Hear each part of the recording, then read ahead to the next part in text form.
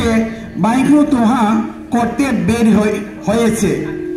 কিছু সহৃদয় ব্যক্তি ওকে ভিক্ষে দিচ্ছে, কেউ দিচ্ছে না, আবার তাকে কেউ অবজ্ঞা করছে, নানা কথা বলছে।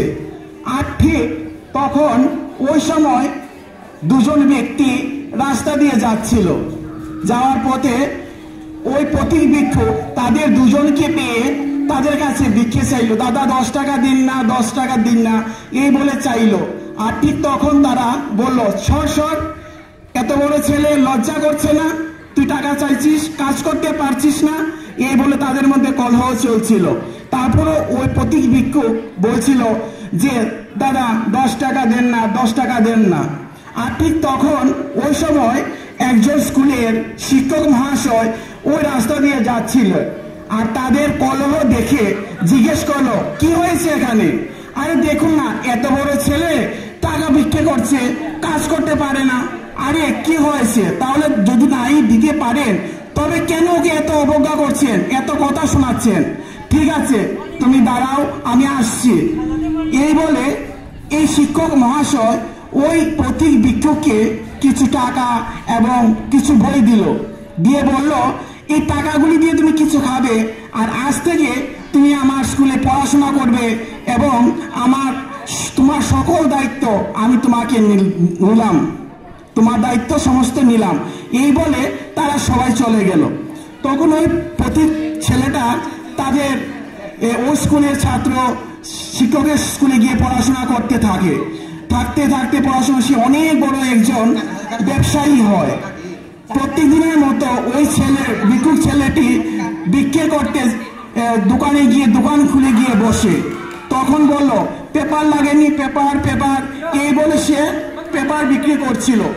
আর ঠিক তখন ওই সময় ওই দুজন শিক্ষক পথিক গেল তাদের দোকানে বই কিনতে।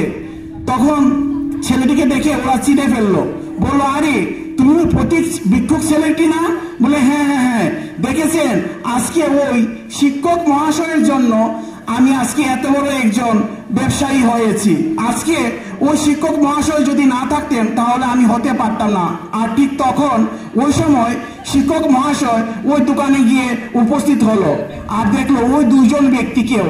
তখন বলল, দেখুন, কাউকে কোনো সময় এভাবে অবজ্ঞা করতে নেই, হেয় করতে নেই, কারণ কোন সময় কি হয় কেউই বলতে পারে না। আর ঠিক তখন ওই ভিক্ষুক ছাত্র শিক্ষক মহাশয়ের উদ্দেশ্যে কিছু বললেন।